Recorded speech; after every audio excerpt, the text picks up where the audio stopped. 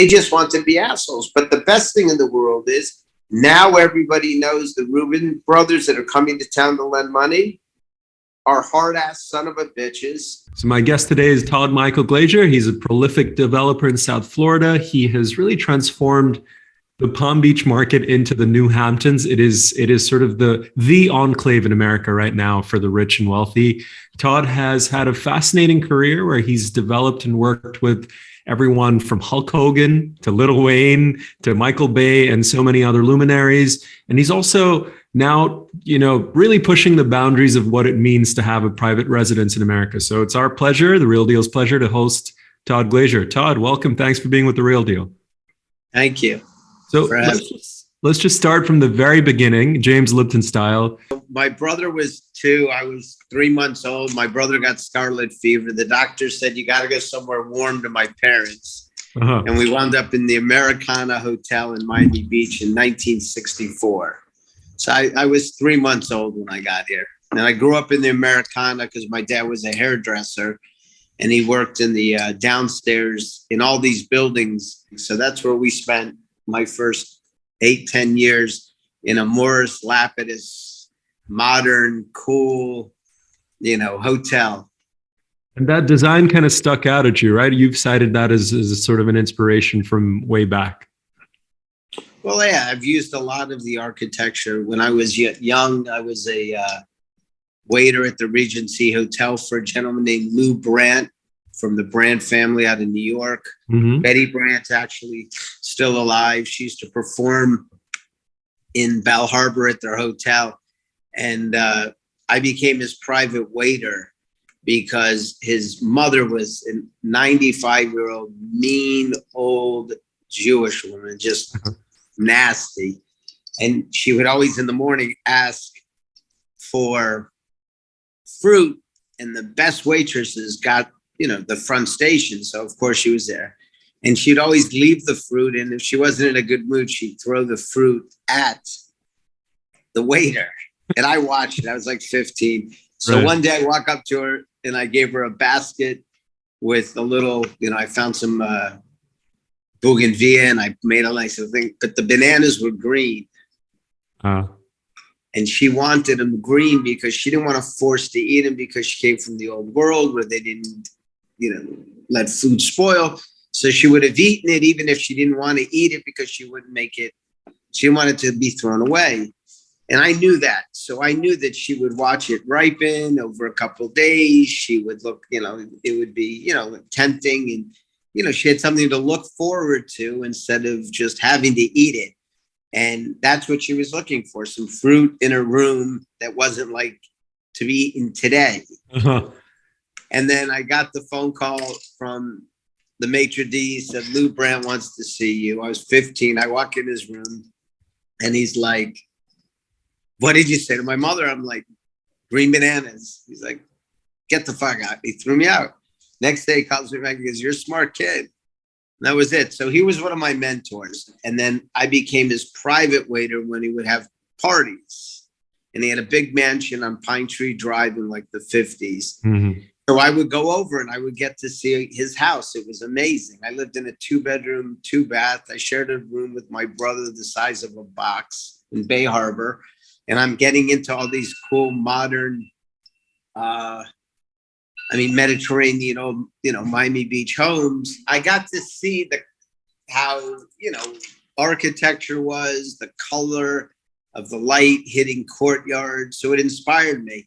And then he used to loan me out because me and my surfer friends became like the group that would go to all these parties. So we went to all kinds of big mansions all over Miami Beach because he lent us out.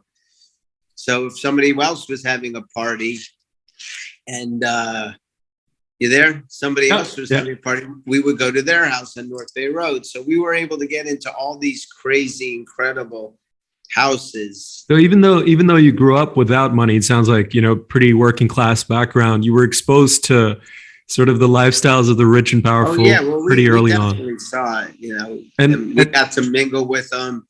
And, what would happen is I'd be, wherever I was later on in life, I would run into these people and now they're, very influential. I was doing, better and they were reading about me. And, they would always remember that I was their waiter and how hard I worked and, what have you. I mean, like, what's the guy's name from Southern Wine and Spirits? Wayne Chapman. Uh-huh. I used to wax the kid's car. My dad would do the mom's hair.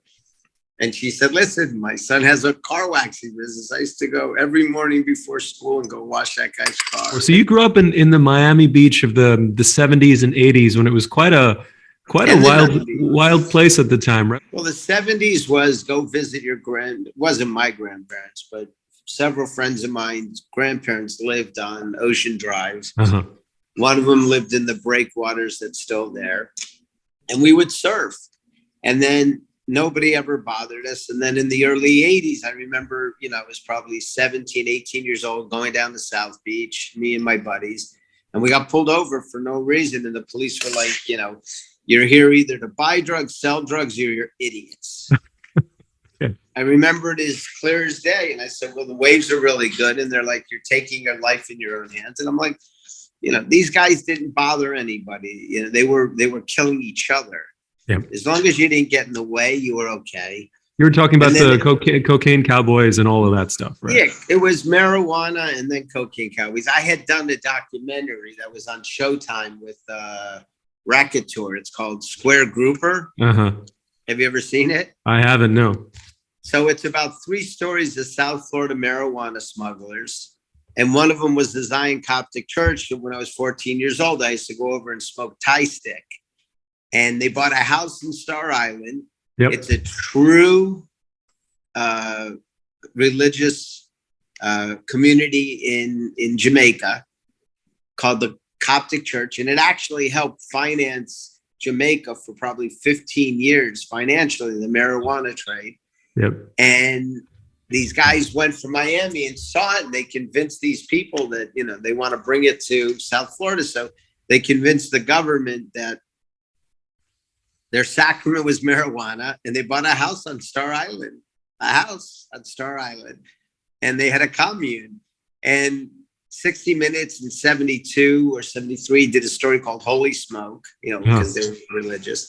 And the death of them was they put like 2 or 3 kids that were maybe 10, 12 years old smoking 12, 14-inch long joints, but like billowing, like never seen. Like, I don't smoke pot like that. And it made an impact in my life. So we have all that documentation. They were. And what's amazing is that Star Island, you're back there now. You're doing something. Yeah, it's crazy. I built 6 houses there. So it was Rosie O'Donnell's house. That was the house that was the Coptics. You got to see it. And then there was the Black Tuna Gang that Jimmy Carter was president. He was talking about legalizing marijuana. And they went to, I think, Colombia with their boats. They took striker boats, and they would paint the waterline high. So when they ran out, it looked weird. But on the way back, when they were fully loaded with contraband, the boat didn't look low. So, needless to say, they got caught. He's the longest non-violent marijuana criminal in the history of the world. He spent 32 years. What's his name again? Robert Platshorn. And he was the Black Tuna Gang. I was going to ask you about another film that you're kind of involved with. Was War Dogs, which is a film I know. My house was in it. Correct. And not only was your house in it, apparently there's an interesting backstory with you and the original protagonist. So talk about that a little bit. These boys showed up one day, and they were like at Park Avenue, 228 Park Avenue was a townhouse we had. And they showed up, they paid 1 year in advance, and they were, in and out, never a problem. And then one day we got a phone call from the attorney saying they're not coming back. Can we get the rest of the rent? And I said, no, they paid in full. So I knew a lot of the shenanigans you were doing. So when I met Todd Phillips and he was looking for the house, he actually found me, and I gave him great stories. A lot of the stories that I gave him are in the movie. And then another one of my houses was in Pain and Gain, which Michael Bay did. That was my house. And then Transporter 2 was shot in my house in Flamingo. And then my very first movie was Miami Rhapsody with Sarah Jessup Parker in 1990. I don't know, 1990, 91. They shot my first house that I bought in Coconut Grove, a little 2-story wood frame 1904 house, little Key West cottage. Knocked on the door one day. That's how I knew I was good in real estate. So I buy my first house. I'm about 20 years old, 22, 23. And I come home from work. Where did the money come from? I just saved. I worked as a fire sprinkler engineer, but it was, it was $180,000 house. You had to put 30,000 down or 40, whatever it was, 20%. I had that and I closed. So the first day I come home, it's on Lincoln that runs parallel with Tiger Tail. And 8 blocks took me about an hour because people backdoored Tiger Tail and went on Lincoln to run parallel. So you were getting traffic in the neighborhood. So the next day I'm thinking to myself, this is the worst thing I ever bought because I didn't check it at 4:30 in the afternoon. I went and the realtors made sure I never saw that. Yeah. Second day I come home, there's no traffic. I get to the end of the street. They had made it a cul-de-sac with planters. So now no longer anybody went through. Yeah. So I was like, all right, this is better. So then about 4 days later, I get a knock. It's like November and it's Publix saying, oh, we want to shoot a Publix commercial for Christmas in your house. I said, great. I said, how much? He said, $28,000. I'm like, that's 2 years of my mortgage. That's incredible. And you've been kind of doing that in some capacity here and there. I turned it into a business because what is it called? Miami Rhapsody came and they paid me a huge amount of money. So I knew it was a good thing. So anytime I ever bought a house, I met a lot of these production people from that first house. Yeah. So anytime I finished a house, I would send it out to all the production companies. And we constantly did it, in 1994 to probably 2008, the state gave a lot of incentives. So we were getting, and their hotel rooms were cheap. So we were getting Germans, whatever. So, we would do 3, 4, 5 photo shoots a week. And I had cars and motorcycles. I used to own Steve McQueen's Indian with the sidecar. I used to own Elvis Presley's Heritage. Now you have one of the most unique paths into real estate. You mentioned it briefly. You're a fire sprinkler designer. Now I don't even know what the hell that means, but what's that about? Instead of designing air conditioner or electrical, I designed fire sprinklers for commercial buildings. What happened was I started doing big high rises, and in a high rise meeting, you'd have 40 subs, and these assholes would make me wait till the very end and they'd have 10 minutes of conversation, but I'd have to sit through 9 hours of, torment. So I finally said, you know what, let me just learn. So by the time I finished 12, 13, 14 years, I was designing structures. I was figuring out how to make areas passable. They couldn't wait for me to come. But now, when I do meetings, I get all the small guys in, out, and then the long meeting takes care of the meat and the potato stuff. But I don't make anybody wait like they did. But they did, and they did me a favor because I by the time I was out, you were sort of like soaking in all this hardcore technical knowledge. I understood it, and I can always, I look at everything differently. Yeah. So when I first started in the sprinkler business, I'll never forget, I wrote, duck for an air conditioned duck. And actually wrote DUCK. And that office had a big fucking laugh for years. And one of the guys that I see, he's probably in his 90s. He still remembers that. And he tells me, he goes, I remember when you wrote DUCK for duck. And I'm like, come a long way. I'm going to jump back and forth in your career, and you can feel free to stop me if you find something that we should hit upon. But with the Al Capone house, I think about that house a lot. You took on a pretty controversial property. You had to deal with you had some spicy things that you said about it, which is like, they're going to try to make this felon like a tourist attraction. But then you very quickly, I think you made $5 million in a matter of months or weeks on that. More money than the people made selling all his shit in auction. So you just held on to it, got into a little bit of a scrap in the press, and then that was it?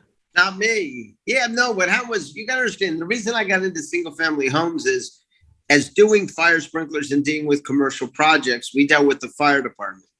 So 20-story building, guy would walk it, give us a list. We'd Yep. fix the list, call him back next week. That was Bob. Now George showed up with a new list. Then Frank showed up 3 weeks later with a new list. And then when you called the captain of the fire department, he said, listen, Todd, it's life safety. They missed it. We can't say because they missed it, it doesn't count. You have to fix it. So that and accessibility, I watched a lot of developers struggle. 6, 8, 10 months, change the stair. This is that. It's too close. And it always made me very nervous. And single family homes don't have sprinklers unless they're over 10,000 feet in Palm Beach. You have to sprinkle them now. And I'm using the sprinkler company that I worked for to do Tarpon Island. I used to do drawings for the guy. I used to make $150 a drawing. Now he's doing a $210 million project for me. So the bottom line was, I wanted to get away from that. Yep. And single family homes didn't have accessibility or fire. So that's why I really got into it.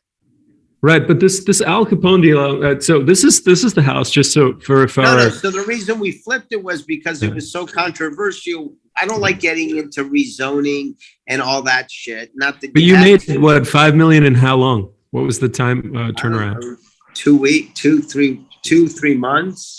And this is the house where the St. Valentine's Day massacre was sort of masterminded from this place. It's amazing. And this is a question I want to ask you more broadly. But what's interesting is if I would have brought it to fruition, we would have made a lot more. So in essence, I lost because of it.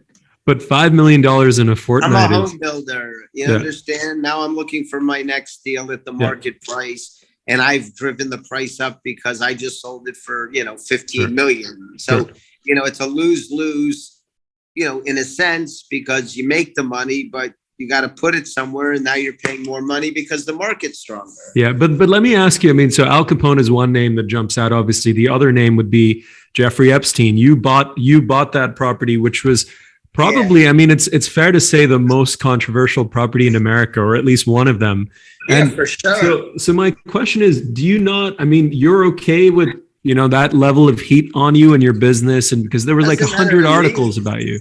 Well, it has nothing to do. Look, I'll ever be tied to those guys, but it's not like I was involved partying in his book. Sure.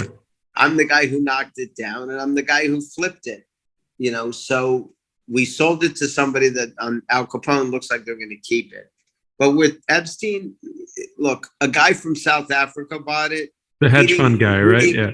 Whatever, but he didn't care about the whole personification because he didn't give a shit because he never heard about it because he's from South Africa. And, some people's wives were like, no way would I ever live there. Well, then you're not my buyer.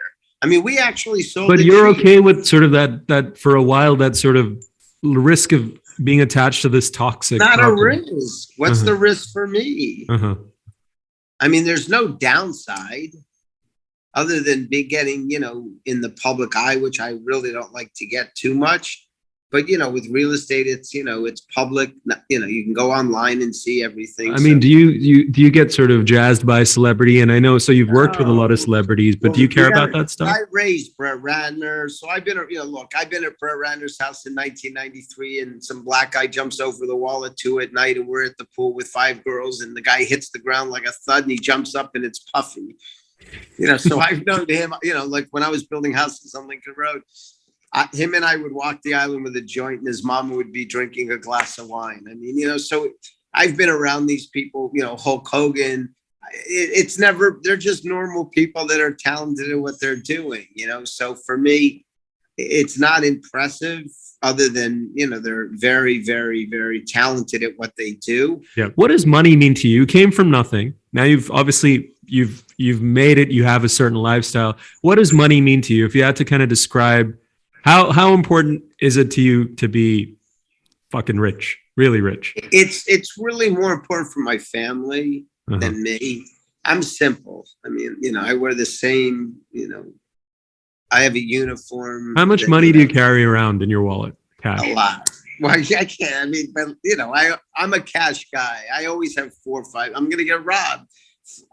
Right now I have Christmas bonuses in my pocket. I'm not, did you hear about the idiot guy that put $60,000 in a bag and push out everybody and then went? So what are you carrying around right now? Just give me Usually I have 4,000 or 5,000 because I'm the type of guy that, if a job site's behind and it's late at night and everybody's packing up, I'll throw $500 to each group, and the next thing you know, they're working till Boom. 2 in the morning. Do you have like a point where you're like, I'm good, I'm done? Do you Well, have I think, listen, I'm 57. I'll be 58 January 11th. So hopefully by 60, I mean, I'll sell Tarpon. I'm buying the Glaser property, which is the owners of Tampa Bay Buccaneers, for $53 million in Palm Beach. So those are going to be possibly my last hurrahs. That's what I'd like to do for the rest of my life, is just be able to train dogs, to be able to be placed in families' homes. You know, I have that dog whisper. We have 7 dogs. I don't have to speak. I can have all my dogs on command by hand signals. So, you know, that would be my end all be all. You know, I always said, you know, I'm a big car guy and what have you. What was it? How did you meet? You showed me the necklace. How did you meet Kim? How did you guys get together? So I went to pick up Brett Ratner in, I don't know what it was, 1988 at Beach High. And I saw Kim walking. She was 14 at the time. And then everybody was going to 85th Street Beach. That was like the hot beach where from North Miami, because the girls in North Miami were super hot. The girls from Coral Gables would come. And it was like this meeting spot, 85th Street. Before it was a federal, you know, now it's like a federal park. But before, there used to be houses back there. Coral, beautiful, right on the ocean. There were probably like 30 of them, and they just decayed and got overgrown. So the hippies wound up. Because I remember when Nixon came to 69 in Flamingo, at Flamingo Park, I was there. I was actually in that whole thing with my family. So she would go to the beach. She was 14. I stayed away. When she was 16. How old were you at the time? 20, I think. 19, okay. 20. Okay. Yeah. So when she was needless 16. to say, her parents started a clothing company called Cachet that went national, went public, and they were in Bal Harbor. And so Kim started coming to visit me when she was 16. And, you know, we hung out a little bit, and you know, I was pretty promiscuous at the time, so she was scared to death of me. But for 16 years, I chased her. You know, during the time I was hanging out with her, she had a boyfriend. She told the boyfriend was an Argentinian soccer player. He came to my house, and, you know, we used to fight with our fists. Nobody even kicked at the time. Son of a bitch headbutted me. So the scar on my nose is from her, because she has a big mouth, and I have a chipped tooth because of her. And then he ran away. But the reason he headbutted me is because I told him, he's like, "What are you doing with my girlfriend?" I said, "Your girlfriend." I said, "I'm going to be marrying her." And I married her. Wonderful. I'm going to ask you a couple of quick fire questions now. So what's the best or worst advice you've ever received? Anybody that says to you, "I guarantee it," run. What would you want your legacy to be? Professional? I mean, just the amount of work that I've done. I mean, you know, it's funny. My son and a couple of his kids, I'm getting them into the real estate business. I had them, you know, shower Miami Beach, because I think the dry, non-waterfront properties are going to really go up in value. So we're going to start targeting buying a lot of land and just becoming a land-based company where we sell land to people that we're not going to build. We're just going to do land. It'll be good for the kids. They'll get their real estate licenses. And I've done about 185 projects. So I have a map here. I'll show you. Let me show you. I have a map of Miami Beach, of the districts. You see it? Mm-hmm. So I just had the kids put the 196 projects that I've done with red dots, and we're waiting for the red pins to come in, and we're going to pin the map. And it'll be interesting to see how much shit I've done, what areas I've concentrated on. You know, to me, I've done a lot on North Bay Road. I've done a lot on the Venetians. I'm not a counter.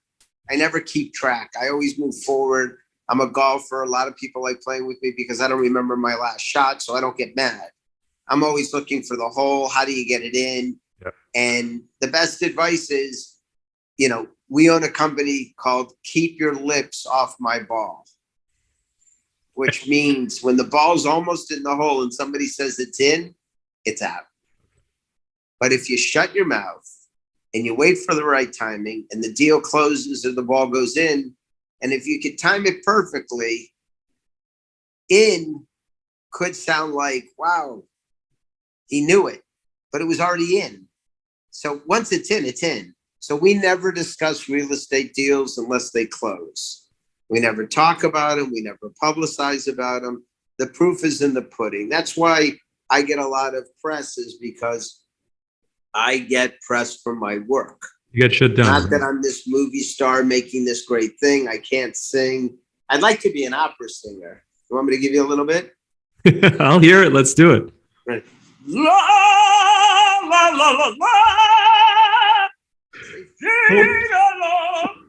And that's untrained. So can you imagine? I thought you were just pulling my I leg. want to do it. Me and Pavarotti one day. That's I'm going to donate $1 million to his cause, and I'm going to learn Italian and sing next to him. What's your biggest regret?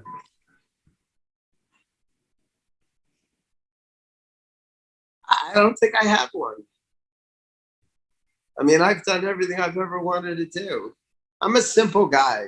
I'm not very social. I'm not very big on people. Look, my philosophy is yes or no, open it, close it, take it out, put it back. I always tell my kids, I don't want to hear Jack and Jill went up the hill to get a pail of water. Jack fell down and broke his crown. I just want to know Jack's dead.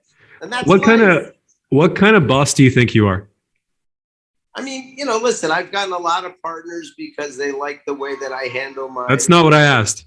I asked about as a boss. I mean, I'm tough. I expect what I pay for. If I'm paying you a lot of money, then I want, what is it called? Wagyu beef. Uh-huh. And if I'm getting chopped sirloin, you're going to have a big problem with me because I don't like overpaying. I don't ever let a subcontractor underbid something. If I take 3 bids and the guy's at 100, the guy's at 97, and another guy's at 60, I'll call him and say, listen, you missed something. I'm not going to sign the contract, get him for 60, have him go out of business. Then I have to find a new guy. I'm going to have to pay that guy 90, and he's going to tell me the guy that did 60, that I paid him 40. He did it wrong. I'm going to rip it out. So now I'm in for 100. You're developing like one of the most sort of notable properties. We talked about Tarpon Island. We've talked in the panel before. Everything you seem to be going after, and I think you paraphrase it, or I'm paraphrasing now. You said for the very, very, very rich. Do you think that's always going to be your niche? Do you think you'd ever do something outside of that, like absolute sort of elite captains of the universe kind of demographic right now in your career where you are? I mean, the problem is to build a 3-bedroom, 2-bath, $400,000 house and build a $200 million house. Every moving part is the same. Uh-huh. It's just more money.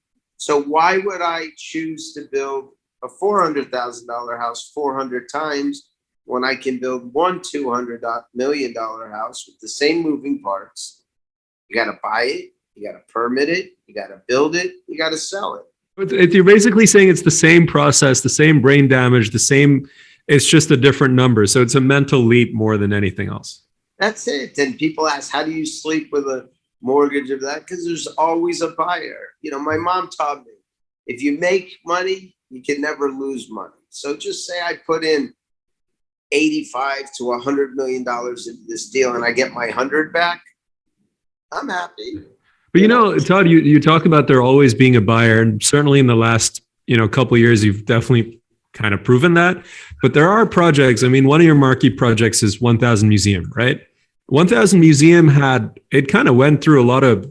It was struggling for a long time. I think you guys just avoided foreclosure. I know the Reubens were trying to foreclose for a while, so it's not always the case. But you got to understand about the Reubens. When the Reubens did file for foreclosure, I was quoted by the Real Deal stating, how does somebody pay off a foreclosure in 5 days? They knew we were refinancing. They knew we were taking an inventory loan. They just want to be assholes. But the best thing in the world is now everybody knows the Reuben brothers that are coming to town to lend money are hard-ass son of a bitches.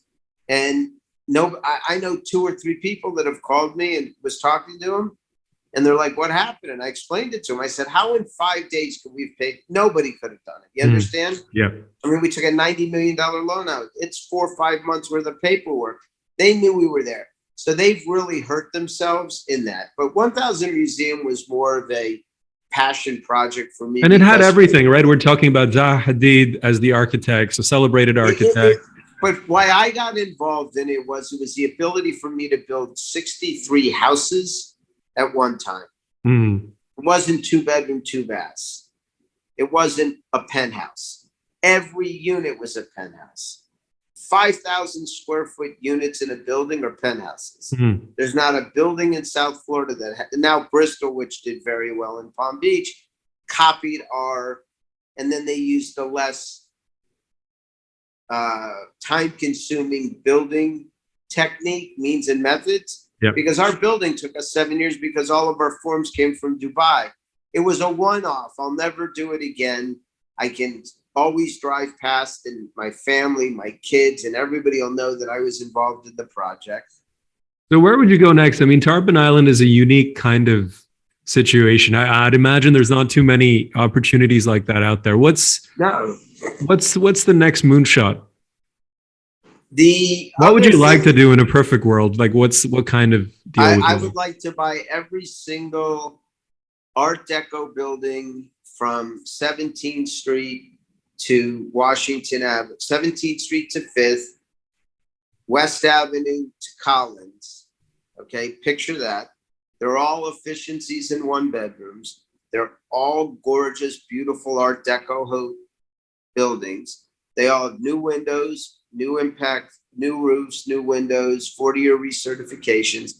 And just say you have a 16-unit building with efficiencies. Each one has 4 doors. Mm-hmm. So you go in a door, you go up to 4 apartments, 2 on the first floor, 2 on the second floor. Go to the next door, you got 2 on the first floor, 2 on the second. Go to the next.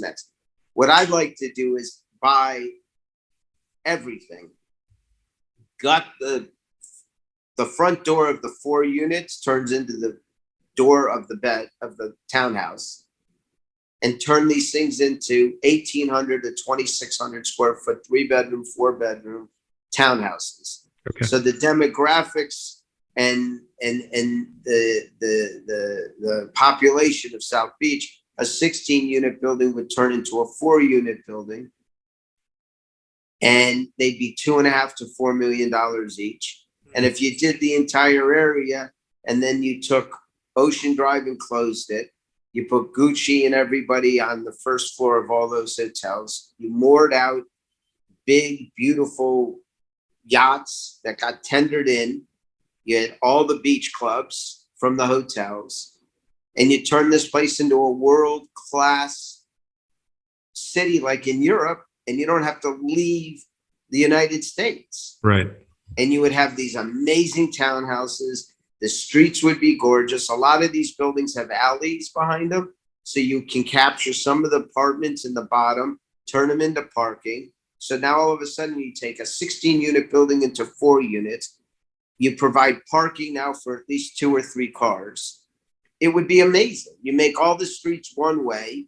You would angle park everything. Like you go down in Palm Beach, you can go to any one of these streets and count 6, 8, 10 Bentleys, Rolls parked on the street, right. Not in the driveway, overnight. Yep. Not bothered, not touched, not ticketed. And that's what South Beach should be. I pitched, Steve Schwartzman one day in Palm Beach this winter, or this last winter that passed. He's hard to get his, head around. Barry Sterlick, I ran into Wayne Boyce's house. He was leaving. I tried to pitch him. He was leaving, and I never met him before. I'll talk to anybody. Yeah. But the guy that bought 4640 North Bay Road, he did business with Sterlick, and he's involved in restoring these historic hotels all over the country. And I pitched him the idea, and he has the wherewithal, and he has the connections to meet with Sterlick. So he'll be back next month. So that's the next thing.